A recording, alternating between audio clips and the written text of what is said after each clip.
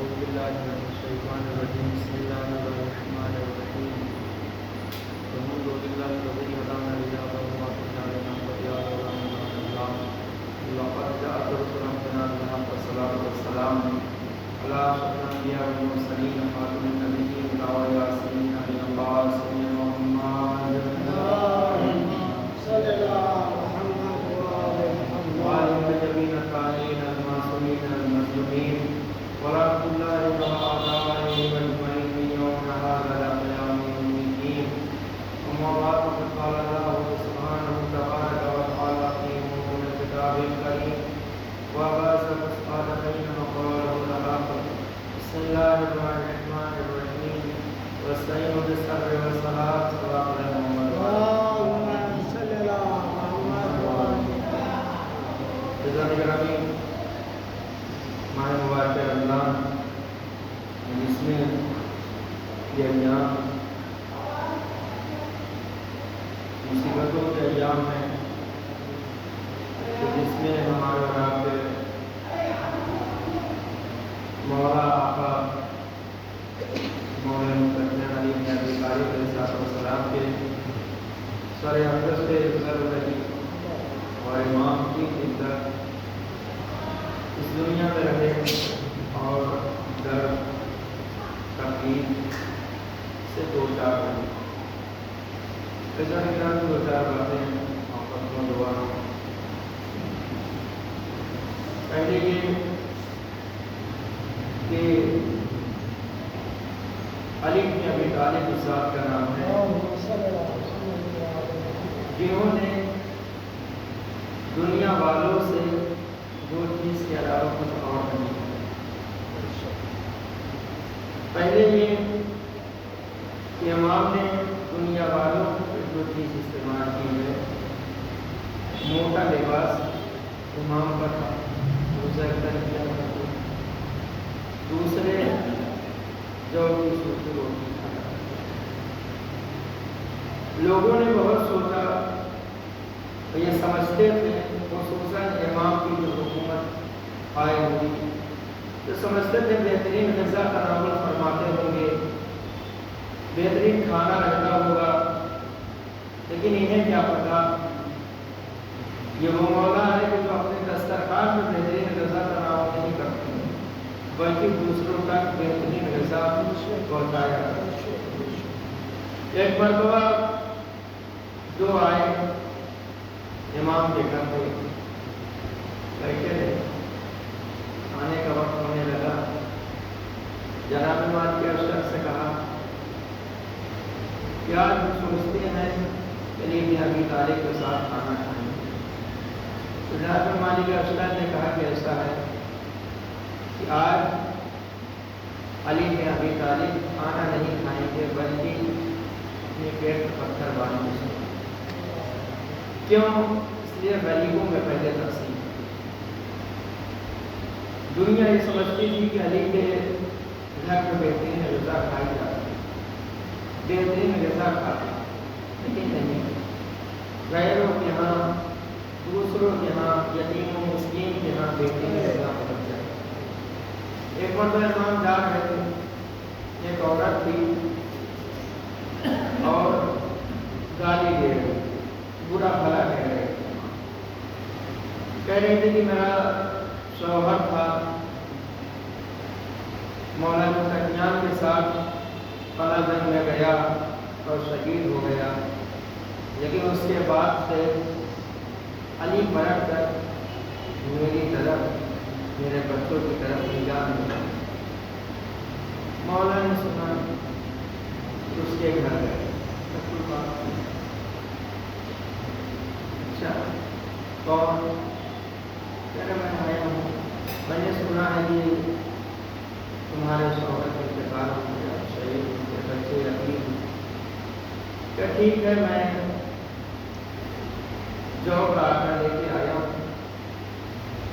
ایسا کرو کہ تم چولہا سلگاؤ اور اس کے بعد میں روٹیاں بناتا ہوں اور اس وقت تک تم بچوں کو بہلاؤ پھسلاؤ۔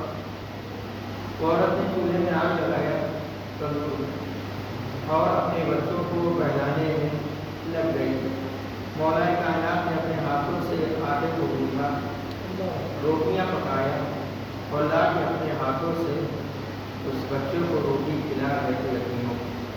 ایک مرتبہ پڑوسی کی ایک رہنے والی عورت نے رفع الباب کیا۔ جب دروازہ کھولا اس نے دیکھا کہ ایک شخص ہے جو روٹی کھلا رہا ہے بچے کو۔ جب یہ آئی دروازہ کھولنے کے لیے اس کا شوہر جب شہید ہو گیا تھا، پھر کون شخص تمہارے یہاں ہے جو یہ کھانا بنا کے روٹیاں بنا کے تمہارے بچوں کو کھلا رہا ہے؟ کیا نہیں پتا؟ کہ تمہیں نہیں پتا یہ علی کی اپنی تعلیم جو آج اپنے ہاتھوں سے روٹیاں بنا کے یتیموں کو کھلا رہا ہے۔ مولا کے دور حکومت میں کوئی بھوکا نہیں سویا۔ 19ویں شب جب رمضان کی آئی تھی اس وقت بھی امام نے ہر ایک گھر روٹی کو کھلائی۔ ایسا نہ ہو کہ علی موجود رہے اور کوئی بھوکا سو جائے۔ دستور تھا مولا ایک ایک دروازے میں جا کے رفع الباب کر کے کھانا پہنچایا کیا۔ دروازہ کھلا، ایک شخص نکلا، امام نے اس کے حوالے 2 روٹی دی۔ اس نے کہا مولا میں اکیلا ہوں، مجھے ایک روٹی کافی ہے۔ امام نے کہا نہیں، تیرے گھر میں تیرا ایک مہمان ہے وہ بھوکا رہے گا، اس کے لیے بھی ایک روٹی لے لے۔ یہ ایک روٹی کسے امام نے دی؟ اس کے گھر پہ اتنے ملزم چھپا ہوا ہے۔ امام نے اپنے قاتل کو بھی بھوکا رہنے کا نہیں گوارا بلکہ اسے بھی روٹیاں دی۔ حضرات روایت کہتی ہے پوری شب امام کبھی مصلی عبادت پہ، کبھی صحن خانہ میں، پھر کرتے کرتے جب صبح نمودار ہوئے ہیں تو مسجد کوفہ میں پہنچے اور اس کے بعد جب پہلے رکعت کا پہلا سجدہ کر کے علی اپنا سر اٹھا رہے تھے، پیچھے سے اسی ابن ملجم نے جس کو امام نے روٹیاں کھلائی تھی بھوکا نہیں رکھا تھا، اس نے امام کے سر پہ ضربت لگائی، امام کا سر 2 پارا ہو گیا۔ فضا میں آواز گونجی قد قلنا للمؤمنین، امیر المومنین مار دیے گئے۔ فضا میں جبرائیل کی آواز گونج رہی تھی تحدمت واللہ ارکان الہدا، ارکان ہدایت منہدم ہو گئے۔ روایتیں کہتی ہیں مسجد کوفہ کی قندیلیں آپس میں ٹکرا رہی تھی، فضا میں آواز جبرائیل گونج رہی تھی اور علی بن ابی طالب اپنے ہاتھوں سے مسجد کوفہ کی خاک اٹھا اٹھا کیا کرتے سب میں رات کے جملہ کہہ رہے تھے فزت ورب الکعبہ، رب کعبہ کی قسم علی کامیاب ہو گیا۔ ازادار روایتیں کہتی جب حسن و حسین آئے اور اپنے بابا کے سر کو اپنی آغوش میں لیا، تڑپ کے امام نے کہا اے بیٹا پہلے نماز ادا کروا لو۔ ازادار روایتیں کہتی ہے امام حسن نے نماز ادا کروائی، اس کے بعد سوچا کہ اپنے بابا کو پکڑ کے لے کے چلے، پہلا قدم بڑھائے تو ایک جملہ کہا اے بیٹا حسن تیرا بابا چل کے جانے کے لائق نہیں ہے۔ ازادارو روایتیں کہتی ہے کہ کچھ چیز لائی گئی، امام کو اس میں لٹایا گیا، چاروں طرف سے لوگوں نے پکڑا، پھر اس کے بعد امام کو گھر لے کے آ رہے تھے۔ مسجد کوفہ سے زیادہ دور پہ امام کے گھر نہیں ہے۔ ازادارو روایتیں کہتی ہیں ارے جب 7 لوگ آ رہے تھے امام نے کہا بیٹا حسن لوگوں سے کہہ تو اپنے اپنے گھر کو چلے جائیں۔ بابا کیوں؟ یہ ہمیں تسلیہ دے رہے ہیں، یہ ہمیں تسلیہ دے رہے ہیں۔ جملہ کہا امام نے اے بیٹا جب یہ میرے گھر جائیں گے اور میری بیٹیاں مجھے ایسی حالت میں دیکھیں گی تو گریہ کریں گی، میں نہیں چاہتا میرے چاہنے والوں کے کانوں تک میری بیٹیوں کے رونے کی آواز جائے۔ میں ہاتھ جوڑ کے کہوں اے مولا ارے چاہنے والوں کے کانوں تک آپ نہیں چاہتے آپ کی بیٹیوں کے رونے کی آواز جائے، لیکن یہی کوفہ ہوگا، سن 61 ہجری ہوگا، ضرب میں کلثوم ہوگی، ارے سروں پہ چادر نہیں ہوگی، منادی ندا دے گا یہ علی کی بڑی بیٹی زینب ہے، یہ علی کی چھوٹی بیٹی ام کلثوم ہے۔